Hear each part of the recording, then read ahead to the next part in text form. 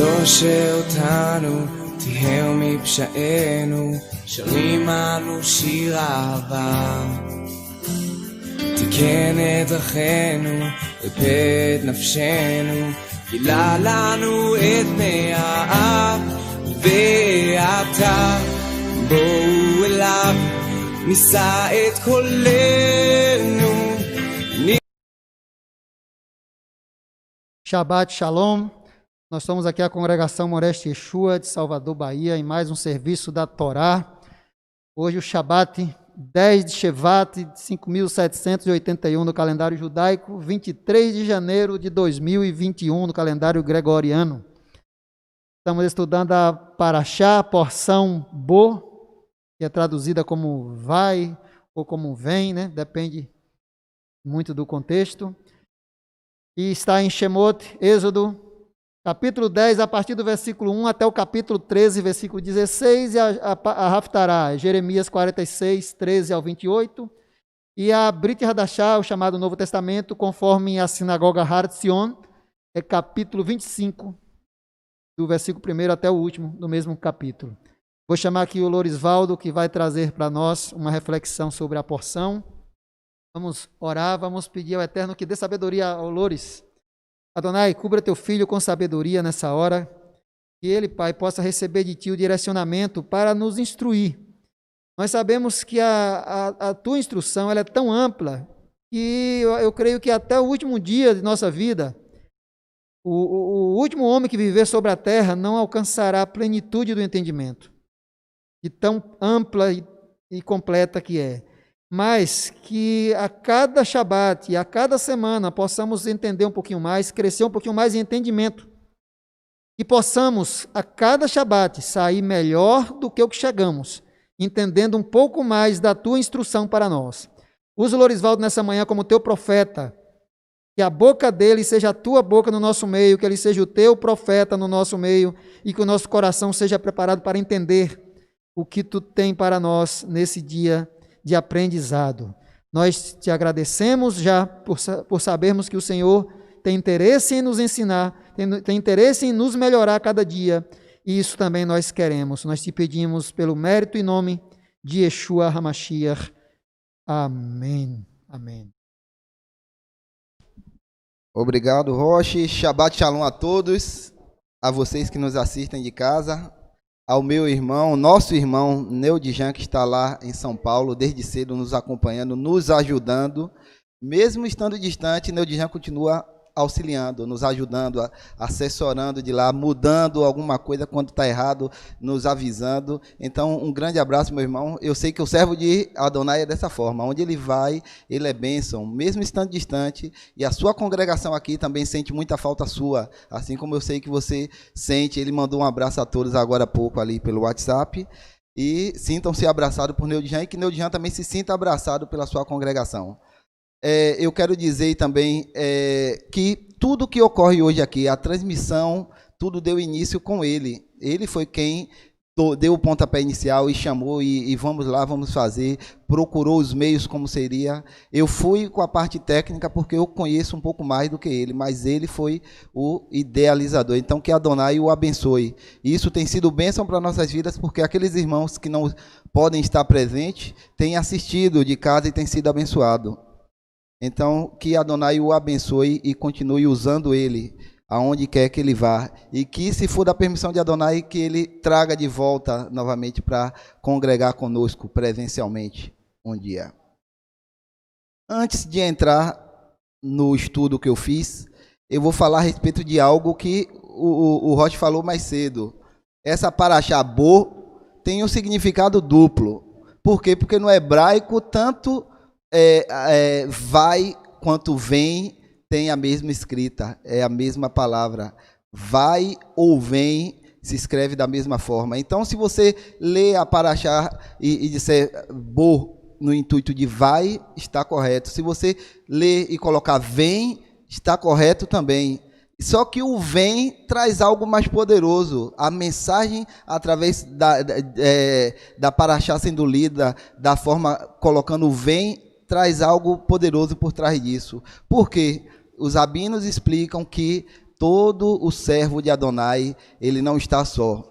Adonai está sempre com ele, mas não está com ele lado a lado, ele está sempre à frente do seu povo, à frente do seu servo, guiando, mostrando o caminho. E nós podemos observar isso depois dessa paraxá, quando você vai ver o povo no deserto, e uma coluna de fogo durante a noite, uma coluna de nuvem durante o dia guiando. O povo não está só, Adonai está com ele, mas o povo só vai aonde o Adonai determina, mas ele está à frente. Então quando você lê e está lá, vem a Faraó, é porque Adonai já estava lá, já estava tudo preparado, e ele diz, venha agora, venha a Faraó e faça aqui os prodígios que eu vou te mostrar, porque dessa forma o coração dele vai se endurecer e eu vou tirar o meu povo daqui, e eu farei sinais aqui de uma forma que você vai contar histórias para os seus filhos posteriormente, e isso vai aumentar a fé do seu povo, do meu povo, e todos ao redor também crerão que existe um Deus verdadeiro.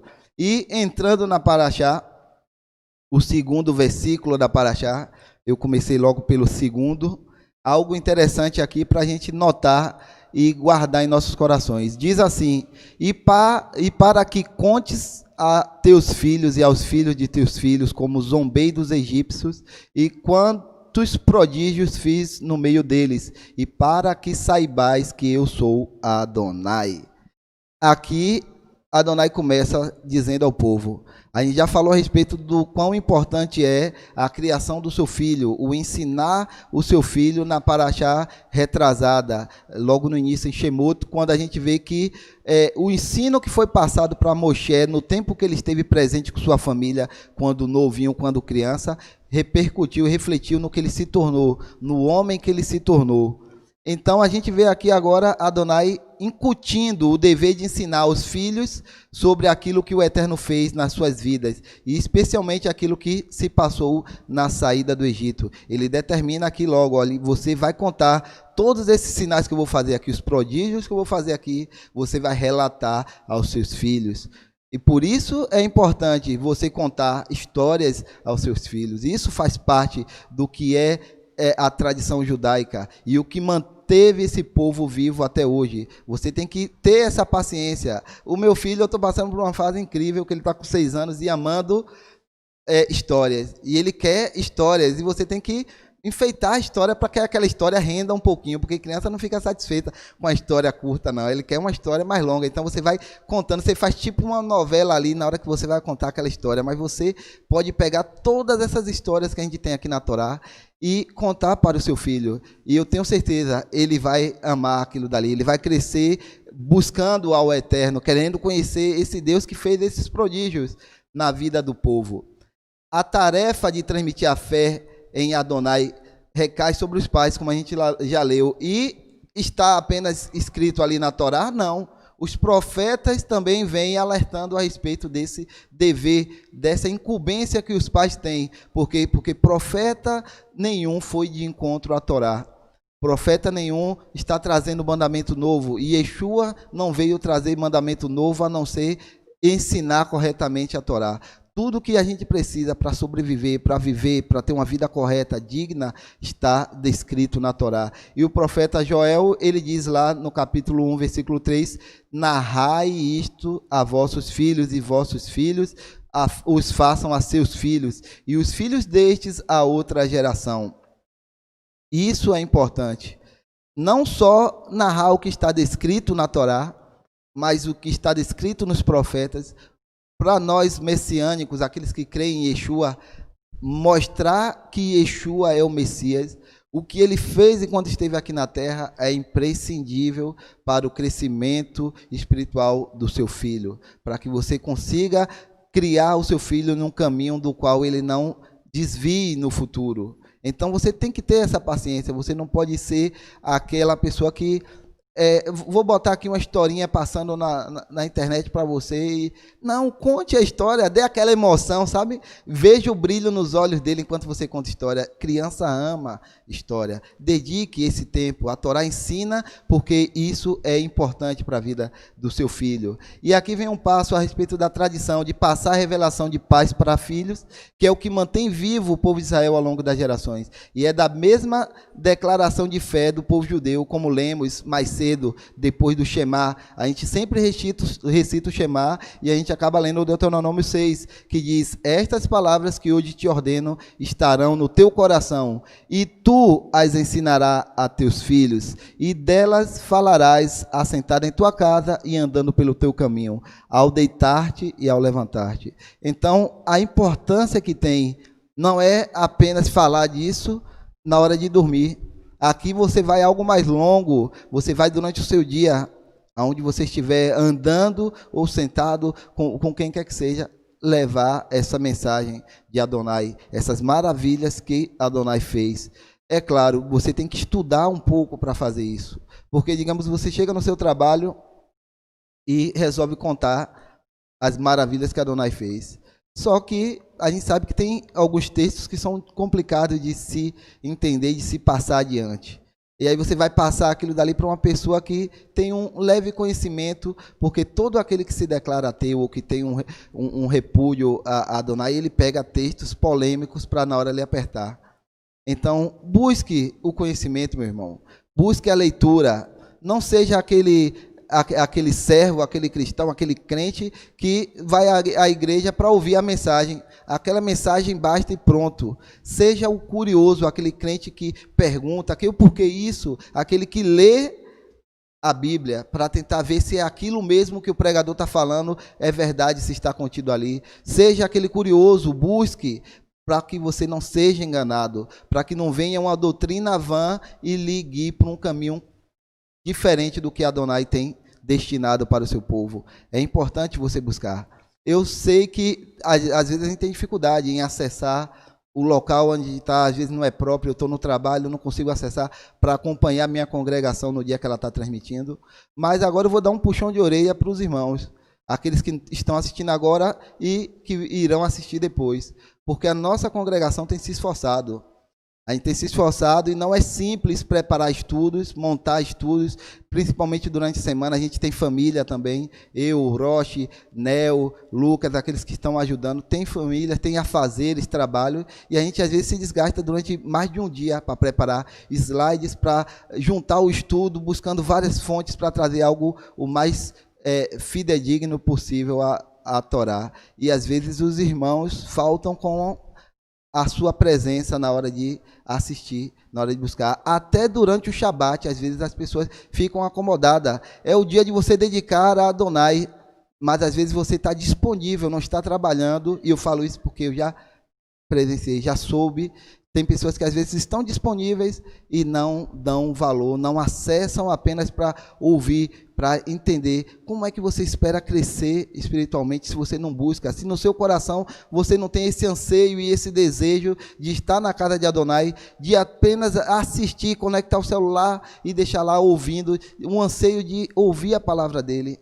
Esse desejo no coração, meu querido, você tem que ter. E você tem que zelar por isso. É o primeiro amor, aquela paixão. Tem pessoas que chegam nos primeiros dias, é aquela correria, quer estar aqui na congregação todo dia. Se tivesse reunião todos os dias, estaria aqui. Passa um mês, 2, 3, aquele esfria. E a pessoa para, nem um Shabbat Shalom dá mais na hora que está assistindo, não fala mais e se esfria. Isso é ruim, meu querido. Mude. Busque, quanto mais você se aproxima de Adonai, mais você recebe do seu Ruach, do seu espírito, mais você se fortalece e mais vontade, mais anseio de buscá-lo, de entender a palavra dele você tem.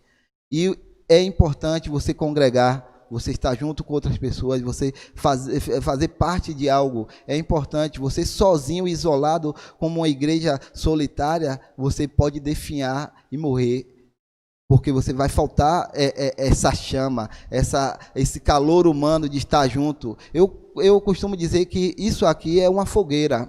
E nós somos as brasas que compõem essa fogueira. Quando você pega uma brasa dessa e separa da fogueira e deixa ela muito tempo afastada, essa brasa ela esfria e apaga e volta a virar um carvão. E a fogueira permanece acesa.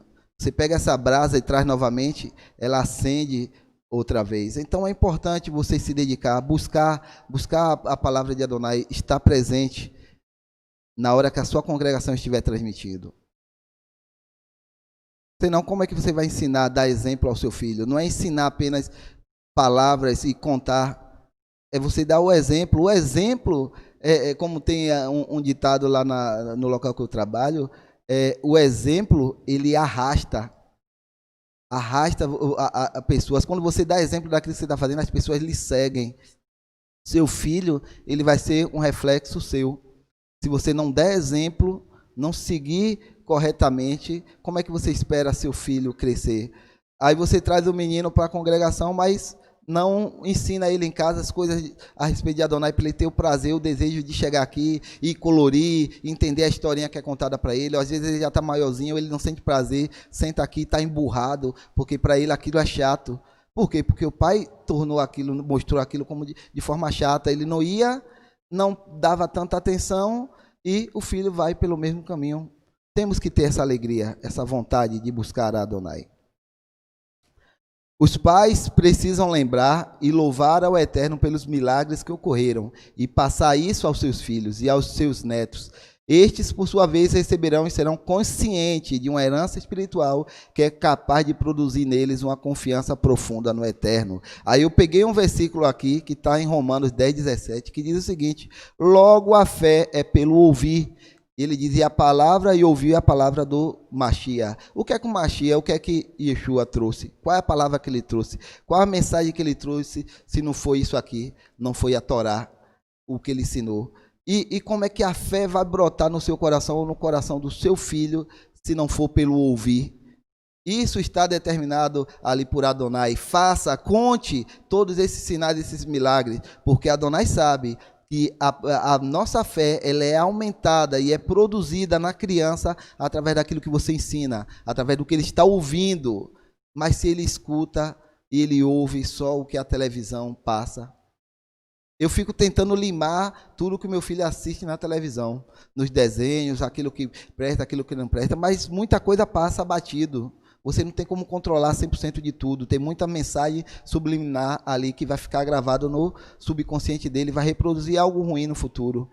Mas então o que é que eu tenho que fazer? Eu tenho que inundar a mente dele de sentimentos bons, de exemplos e da palavra do Eterno, para que essa fé que venha a ser produzida nele, quando ele crescer, seja algo inabalável. E ele permaneça no caminho do Eterno e não se afaste. Então, a própria Brit Hadashah, ela nos ensina que a nossa fé é aumentada e ela vem através do ouvir a palavra de Adonai, de ser contado, de ser passado adiante aquilo que Adonai determinou. Imagine, hoje você tem tudo escrito, tudo detalhado, inúmeros livros retratando o que está na Torá, ensinando, mas no passado, se não se fizesse aquilo que Adonai ordenou, determinou, não se passasse adiante contando, falando, será que a fé em Adonai iria persistir ao longo de tanto tempo naquele povo por inteiro, ou será que o povo iria se desfazer, se unir a outros povos, se tornaria idólatra, esqueceria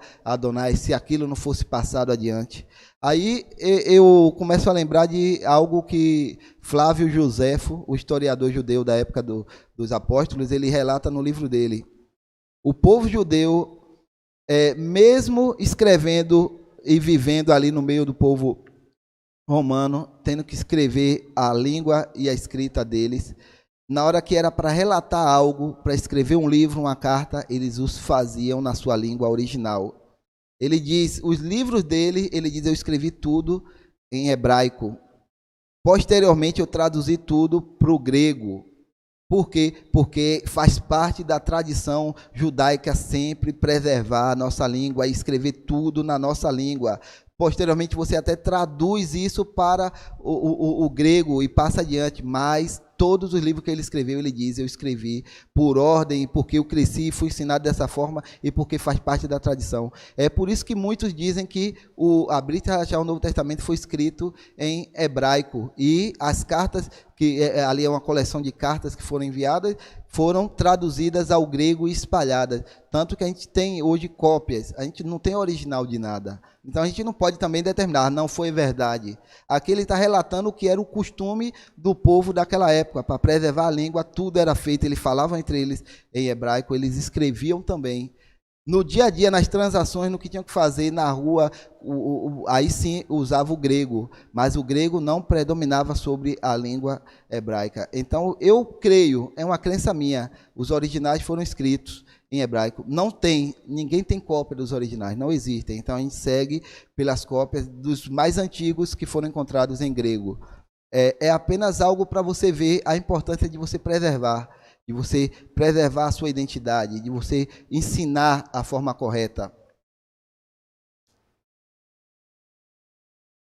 Capítulo 10, versículo 9, diz assim: respondeu-lhe Moisés: havemos de ir com os nossos jovens, e com os nossos velhos, e com os filhos, e com as filhas, e com os nossos rebanhos, e com os nossos gados, havemos de ir, porque temos que celebrar a festa a Adonai. O versículo 11 diz o seguinte: não há de ser assim, ide somente vós, os homens, e servi a Adonai, pois isso é o que pedistes. E os expulsaram da presença de Faraó. Aqui tem algo engraçado. O povo chega, Moisés chega diante de Faraó. Eu sei que ali vários milagres, vários prodígios já foram feitos. O coração de um homem normal já estaria temeroso em libertar o povo, deixar o povo ir. Porque o pedido, a princípio, de Moisés para ir até o deserto para celebrar uma festa a Adonai. Mas aí Moisés diz: eu tenho que ir, mas eu tenho que levar tudo. Vou levar tudo, não vai ficar nada. Nada. E qual a segurança que o faraó teria de que eles retornariam? Então o faraó sabia: não, eles vão, mas eles não vão voltar. Eles vão e vão ficar por lá mesmo, vão embora. Não vai voltar. Ele não queria perder a mão de obra escrava que ele tinha. Tudo foi construído por essa mão de obra, especializada naquilo que fazia e gratuita. Então ele endurece o coração mais uma vez e diz: não, não vai. Se quiser, vai só os homens, fica o restante para garantir que vocês voltem. Não, para Adonai só serve se você se doar por completo. Tem que ir tudo. Eu tenho que levar tudo. Eu tenho que fazer sacrifício a ele, eu tenho que levar tudo comigo. Para Adonai tem que ser assim, não pode ser metade. E aí eu coloco aqui para a gente dar uma analisada. Faraó queria que as mulheres e as crianças ficassem no Egito, enquanto os homens iam celebrar a festa ao Eterno. Contudo, o Eterno queria que toda a congregação lhe celebrasse festa. Faraó, aqui na minha concepção, simboliza o adversário, Satã. E como tal, ele tenta fazer duas coisas na família. Ele tenta dividir a família e ele tenta retirar as crianças do culto. Eu consigo enxergar naquela mensagem da lei. A gente tem que sempre ler a Torá, pegando a intenção ali do texto principal, mas você sempre tem que procurar algo mais profundo ali, o que Adonai... A palavra de Adonai, ela é viva, ela é um negócio muito interessante. Você está passando por algo, você lê um texto e ele fala de uma forma com você. Você está passando por outra coisa, você lê o mesmo texto e ele fala com você também daquela forma. E aqui eu consigo enxergar isso. Eu vejo que Faraó aqui, ele está representando o adversário, o Satã, aquele que tenta separar, porque se você vai ao culto a Adonai, cultuar a Adonai, celebrar algo a Adonai, mas você vai só, minha família não precisa ir, não, fica mulher e criança em casa, sua casa está dividida, sua mulher não cresce junto com você, você vai ter problema em casa. Você leva a sua esposa, mas deixa o seu filho. Ele é criança, ele vai ficar jogando videogame, assistindo, porque senão ele vai me atrapalhar, ele vai fazer barulho, vai me atrapalhar, fica em casa. Você vai ter problema no futuro. O que Adonai quer é que você e sua família celebrem a Ele. Você vá e você leve seu filho, ensine o caminho, a gente está falando isso desde o início, ensine o caminho a ele, faça ele pegar gosto por isso, por adorar, por saber quem é Adonai, porque é algo incrível, a criança tem uma sensibilidade maior do que o adulto. Se você esperar ele se tornar um jovem, um adulto, para tentar ensinar, o coração dele vai estar endurecido. Quando você pega uma criança e começa a contar as maravilhas que Adonai fez, ensinar, os olhos dela brilham enquanto você está contando. Ela sente de alegria, todo dia ela pergunta: aí cadê? Tem mais? Conte mais, e isso e aquilo. E aprende a orar, e aprende a buscar, e é tudo sincero demais. Tudo que a criança faz é muito sincero. E a gente vai ver algo retratado aqui na Brit Hadashah a respeito das crianças. Eu coloquei aqui para a gente ter uma ideia. Todas as celebrações ordenadas em Levítico 23, todas as festas por Adonai, são festas que as crianças podem participar. Por isso, usa-se simbologia, objeto no culto, para que o nosso ensinamento e nosso serviço ao Eterno seja fáceis de assimilar pelos pequenos. Todas as nossas festas aqui têm participação das crianças. Tem um brinquedinho, tem alguma coisa, tem a história que é contada, retratada. Pensa, tem criança envolvida. tudo que é feito no serviço para Adonai tem a participação de criança, tem que ter, não pode deixar a criança de forma isolada, porque Yeshua diz lá em Marcos 13,16, e ele se indignou. Se você lembrar dessa passagem, eu não vou ler porque nosso tempo é curto, não dá para ler tudo, mas você vai ver que traziam as crianças até Yeshua para tocar nele. Por quê? Porque as crianças criam e foram ensinadas que o Messias viria, aí eles queriam ver o Messias, e os discípulos dele repreenderam, não. E aí ele se indignou e disse, não, deixai vir a mim as criancinhas, porque delas é o reino. E aí daquele que não se tornar como uma criança dessa, não vai ter espaço. A gente tem que entender o quão importante é para Adonai que a gente preserve, que a gente cuide, que a gente direcione as crianças o caminho que devem andar. E que a gente se torne puras como elas são, na adoração, na busca, no entendimento por Adonai. Temos que focar nisso, focar e ter cuidado com as nossas crianças. Capítulo 10, versículo 22 e 23, diz assim: E Moisés estendeu a sua mão para o céu, e houve trevas espessas em toda a terra do Egito, por 3 dias. Não viu um ao outro, e ninguém se levantou do seu lugar por 3 dias, mas todos os filhos de Israel tinham luz em suas habitações. Aqui eu parei no momento que eu estava estudando em cima dessa passagem. Eu ia passar direto, eu disse, poxa, porque aqui a gente tem 3 pragas que aconteceram. Temos a dos gafanhotos, a 8ª, a 9ª e a 10ª praga. Temos essa da escuridão e temos a morte dos primogênitos. Eu disse, já se falou muito a respeito dessa escuridão, a gente sabe que não era uma escuridão comum, era algo denso, era uma escuridão que eles acendiam fogo, mas o fogo não prevalecia, continuava tudo escuro, você não enxergava nada, era algo muito denso. E, refletindo sobre isso, Adonai falou no meu coração e disse, você sabe que isso aqui é um reflexo do que está acontecendo no reino espiritual. Que o que eles estão vendo aqui, essa escuridão, é a escuridão que está no reino do Espírito sobre ele, pairando, eles não enxergam. Eu abri os olhos dele para que eles pudessem enxergar. Aí eu lembrei da passagem em, eu acho que é 1º ou é 2º Reis, de Eliseu, onde ele ora e pede para que os olhos do moço que estava com ele fossem abertos e ele enxergasse o reino do Espírito. E esse foi o entendimento que eu tive naquele momento em que eu estava orando e buscando Adonai, que os olhos do povo foram abertos para enxergar a escuridão na qual eles viviam. Porque nós entendemos e vemos e temos várias passagens na Torá, no livro dos profetas, que informam e mostram que viver longe de Adonai, viver contra a Torá, é viver em trevas. Provérbios 4 até diz que é viver, o caminho dos ímpios é de densas trevas. Então, o que ocorreu ali foi um reflexo do que estava no reino espiritual, sobre aquela nação, sobre aquele povo. Por isso que foi algo tão profundo, nada sobrepujava aquilo dali. Os olhos deles estavam podendo enxergar o que no reino do Espírito se abatia sobre eles. E às vezes você vive uma vida distante de Adonai, não enxerga, acha que está tudo correto. Pode dizer, Rocha?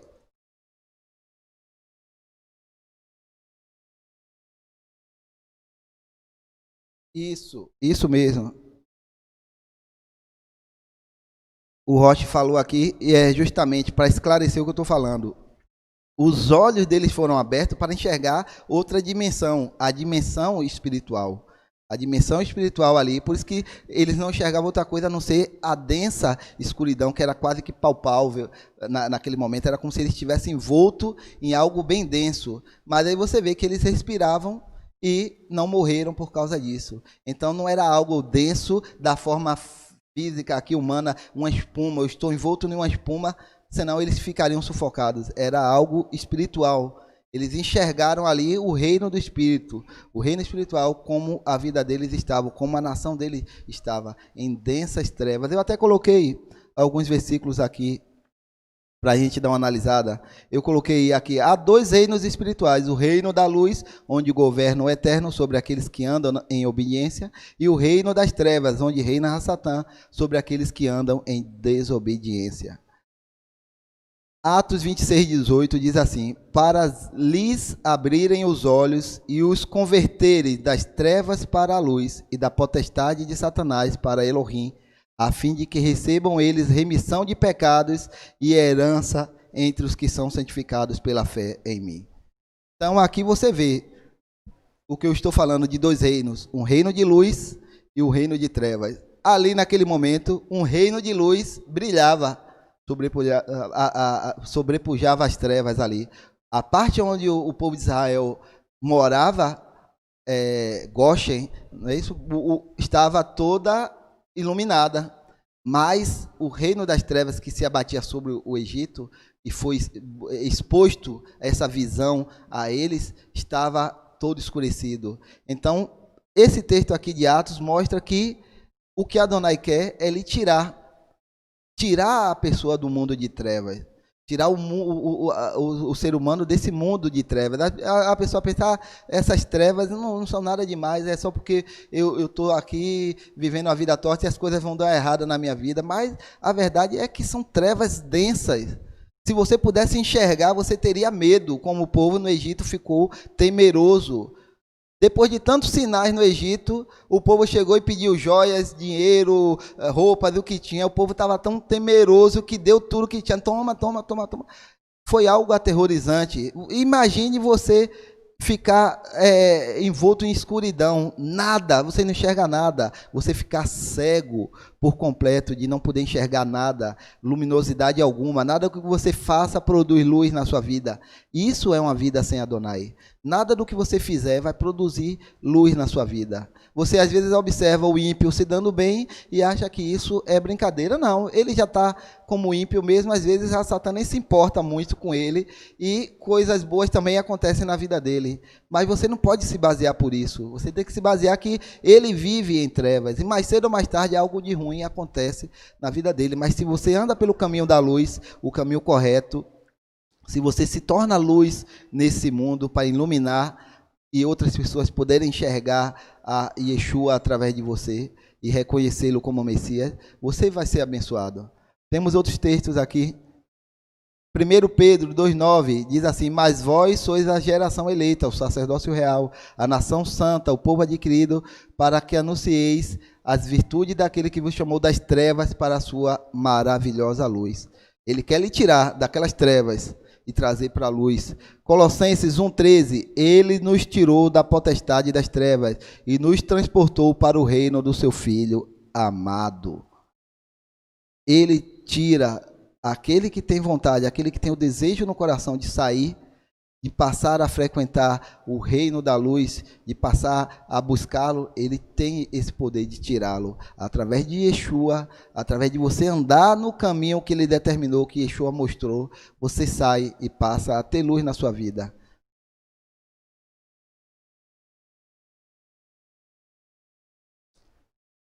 Capítulo 12, versículo 2. De Shemot, diz assim: este mesmo mês será para vós o princípio dos meses, este será para vós o primeiro dos meses do ano, o mês de Aviv. Aqui tem algo interessante a respeito disso. Naquele momento, Adonai determina que o calendário do povo judeu seria alterado, que o primeiro mês do ano seria aquele mês da saída do Egito. Naquele dia ali se iniciaria o primeiro dos meses. Por que será que ele determinou isso? O mês de Aviv, conforme o capítulo 13, versículo 4, que é onde fala o nome do mês, foi estabelecido pelo Eterno como o primeiro dos meses do ano. Esse mês coincide mais ou menos com a última metade do mês de março e a primeira metade do mês de abril, segundo o calendário que a gente acaba seguindo, o calendário romano-gregoriano. E esse é o mês da redenção. O mês de Aviv é o mês da redenção. A redenção é o início do programa de salvação do Eterno. Tudo começa com o sacrifício do Cordeiro, cujo sangue os liberta da morte, seguindo-se a libertação da escravidão. Porque tudo na nossa vida começa a partir do sacrifício de Yeshua. Ali foi estabelecido, naquele momento, a primeira celebração de Pêssah. Foi estabelecido o sacrifício do Cordeiro, e que o sangue do Cordeiro teria valor para que os primogênitos do povo judeu não viessem a perecer naquele momento. Ou seja, o sangue de Yeshua salvou aquele povo, porque o cordeiro simbolizava e apontava para o sacrifício de Yeshua. Todas as vezes que foi celebrado o Pêssah antes de Yeshua, era uma celebração apontando para o sacrifício que Yeshua faria por nossas vidas. Então, tudo parte disso. Você não pode pegar e partir do meio do caminho, ignorar que começou tudo através do sacrifício de Yeshua. Você não pode mudar isso. Por isso que o primeiro dos nossos meses, no calendário bíblico, não no calendário que é usado hoje em Israel, o calendário bíblico determinado por Adonai, o mês de Aviv é o primeiro dos meses, porque tudo começa com o sacrifício do cordeiro. Todo o plano de salvação de Adonai é revelado nas suas festas, e por isso esse mês tem que ser o primeiro do ano, para que o programa siga uma ordem cronológica. Tudo reflete o plano de Adonai. Todas as festas não são festas aleatórias, não são festas para celebrar a carne, a bebedice, o vinho, prostituição, nada disso. Tudo ali tem um reflexo. O Mashiach é representado nas festas, e o Mashiach é representado principalmente nessa festa que para mim é a maior de todas. É a festa que move mais ainda o meu coração. Nesse dia é o dia que eu faço questão de tentar seguir o passo a passo ali, lembrando de todos os momentos que o povo passou no Egito, da forma que Adonai determina. Ele determina, celebre Pêssah dessa forma, assim, assim, assado. Hoje a gente tem na celebração de Pêssah alguns elementos que foram enxertados. Você peca se não usar esses elementos? Não. O mandamento diz que é assim, assim, assim, assado. Se você tira o ovo da celebração, você não peca em nada. O ovo entrou na celebração de Pêssah lá em Babilônia. Eles colocaram enxertado. Tem um simbolismo por trás? Tem. É bíblico? Não. Pode falar, irmão. São 3. Isso mesmo. É o que está descrito ali. Se você cumprir o que está descrito, você cumpre o mandamento. Se você faltar com algum elemento da tradição, não tem problema algum. Tem pessoas que ficam com receio, faltei, não tive isso, pequei. Não, você não pode. Você tem que entender que a tradição não pode sobrepor a lei. Tem pessoas que levam ao pé da letra a tradição de uma forma que a tradição se torna mais valiosa até do que a própria lei. E não é isso que Adonai determina. O que vale é o que Adonai determinou. Se você cumpre a festa da forma que ele determinou, você cumpre o mandamento dele. E uma coisa interessante a respeito dessa mudança. O porquê hoje em Israel o calendário, o primeiro mês do ano é o 7º. Mudou. Não é o calendário bíblico que é seguido. A tradição judaica, em parte herdada na Babilônia, estabelece o Rosh Hashanah, a cabeça do ano, início do ano, no primeiro dia do 7º mês, chamado Tishri, que fica entre setembro e outubro no nosso calendário. Um nome adotado na Babilônia, contudo, a Torá não menciona essa data como o princípio do ano, mas sim como uma festa do 7º mês, Yom Teruah. A Torá diz que no 7º mês teremos festa realmente, e a festa é essa, Yom Teruah, dia do sopro da trombeta, o toque do shofar. A gente celebra ela aqui também, mas aqui de forma sábia, o nosso Rosh sempre determinou. O primeiro mês é o que a Torá determina como mandamento. Nós celebramos o primeiro mês como mandamento dele ali, o primeiro mês do ano, como sendo o mês de Aviv. Temos a celebração das festas no 7º mês? Temos também, mas não damos a mesma importância que o mandamento determina para aquilo. Mas como é que surgiu? Aqui eu coloco para você, no Talmud tem uma explicação. O Talmud tem uma discussão entre 2 rabinos sobre se o mundo teria sido criado no mês de Nissan, que é o mês de Aviv, ou o nome adotado lá na Babilônia para Aviv, é Nissan, ou o mês de Tishri. O argumento do segundo, que era a respeito de Tishri, prevaleceu, e por isso o cálculo de anos desde a criação do mundo foi instituído pela tradição rabínica, como sendo o primeiro de Tishri, que é o 7º mês do calendário de Adonai, não o primeiro. Por essa razão, o judaísmo rabínico celebra o ano novo nessa data. Ou seja, houveram rabinos discutindo, o argumento do segundo sobrepôs o primeiro, apesar de que eu acho que se o nosso Rosh estivesse lá, talvez ele vencesse essa discussão e a gente tivesse um calendário diferente. Mas venceu o segundo, e aí ficou estipulado, porque eles se basearam pelo calendário de criação. Tudo bem que no calendário da criação houvesse realmente uma data diferente. Eu creio que houve, e que eles tivessem até certo, que a criação não se iniciou no mês de Aviv. Mas só que Adonai, no meio do caminho, chegou para o povo, faz ali um pacto com o povo, uma aliança, tira aquele povo do Egito, mas ele determina, agora, a partir de agora, para vocês, ele diz para vocês, esse vai ser o primeiro mês do ano.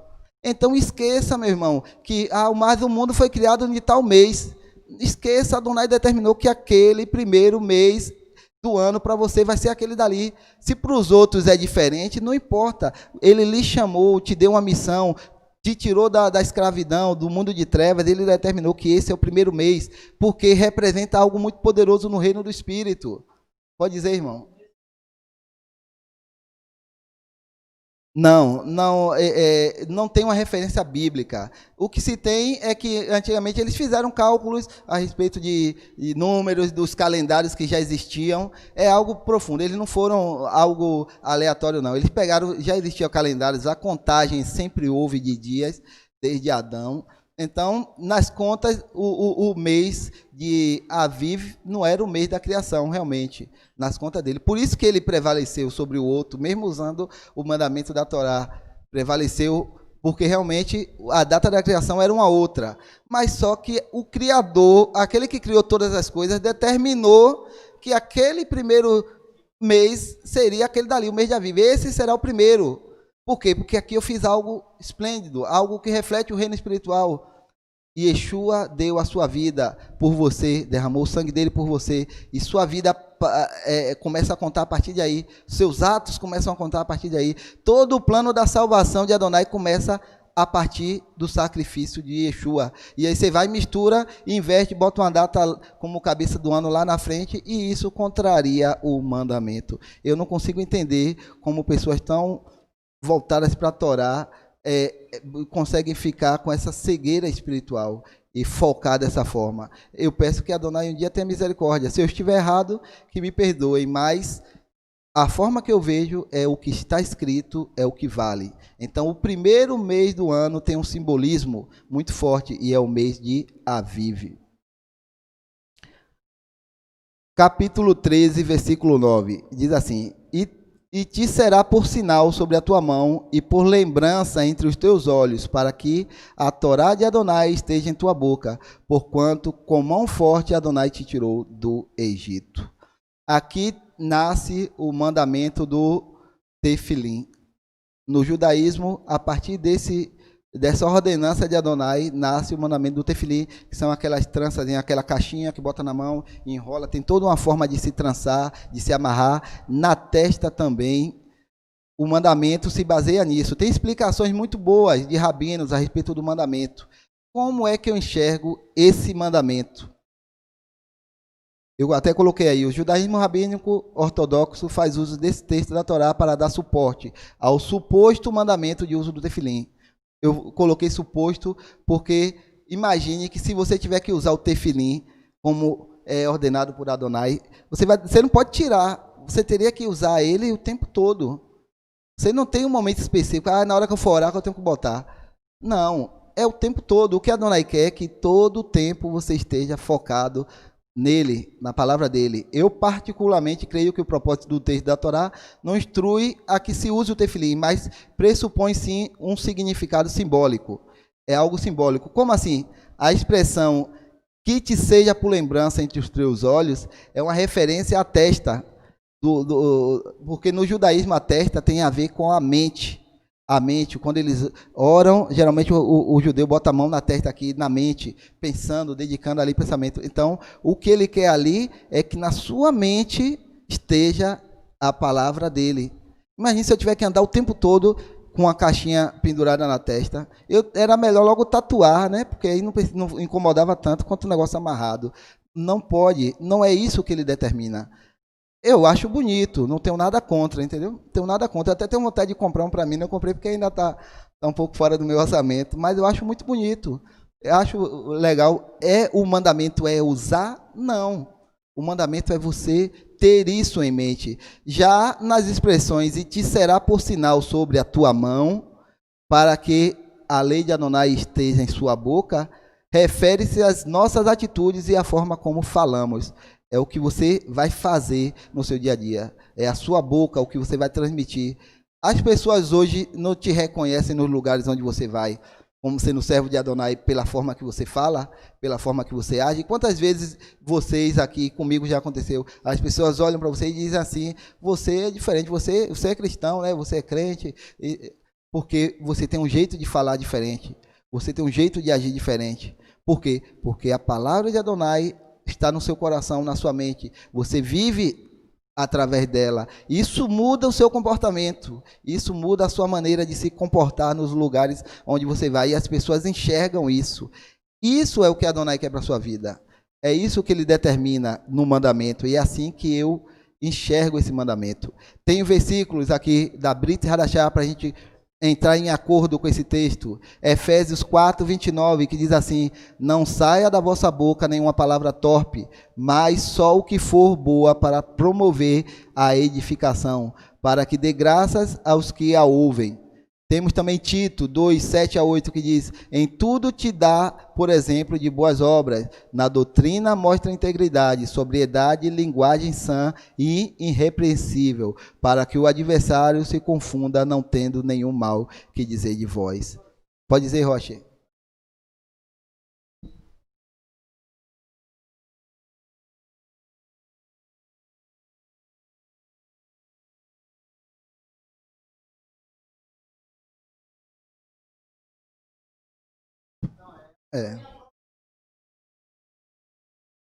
Perfeito, o Rocha reforçou aqui, me ajudou, que Jeremias 31:31 diz que Adonai escreveria os mandamentos dele no nosso coração. Você acha que vai ser algo físico?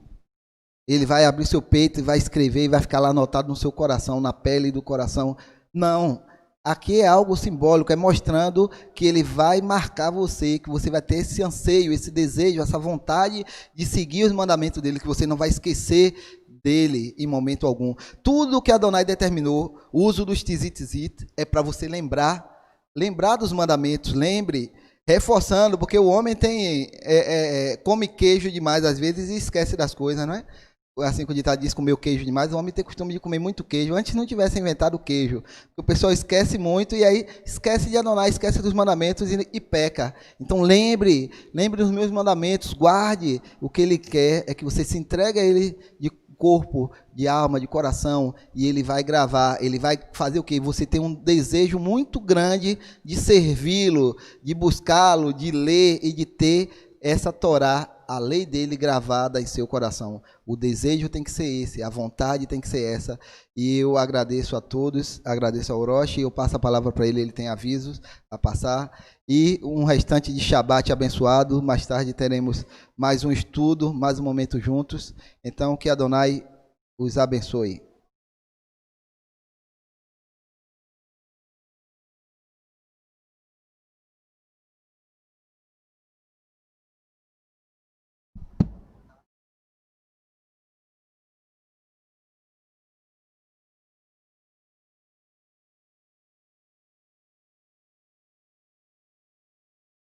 Amém. Concordo plenamente com o que Louro está dizendo em relação à questão de ser simbólico, né? Porque o que importa para nós é a coisa estar incutida em nossa mente e no nosso coração, né? Não é uma coisa física, ela vai nos ajudar a lembrar.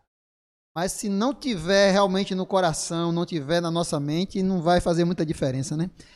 Mas vamos encerrar, lembrando aos irmãos que logo mais às 17 horas, se o Eterno permitir, por esse mesmo canal, nós estaremos transmitindo o estudo do livro do Apocalipse, a continuação do livro do Apocalipse. Nós iremos hoje entrar no capítulo 17, terminar o capítulo 16 e entrar no capítulo 17.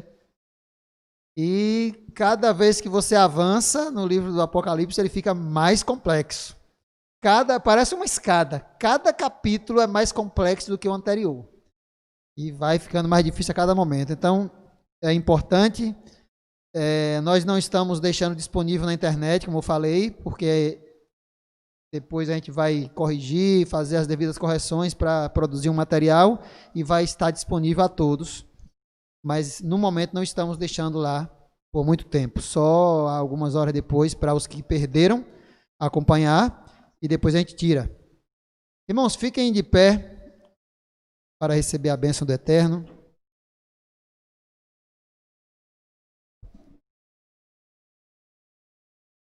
Tem mais algum recado, Loures, Chico, que eu estou me esquecendo?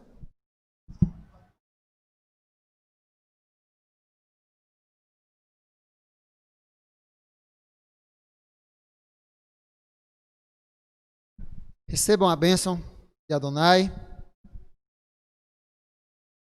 Yevarechecha Adonai veishmerecha. Yair Adonai panav elecha vihuneka. Issa Adonai panav elecha ve'asem lecha. Shalom. Amém. Que Adonai te abençoe e te guarde. Que Adonai faça resplandecer o seu rosto sobre ti e tenha misericórdia de ti. Que Adonai sobre ti levante o seu rosto e ponha em ti a paz. Shabbat Shalom.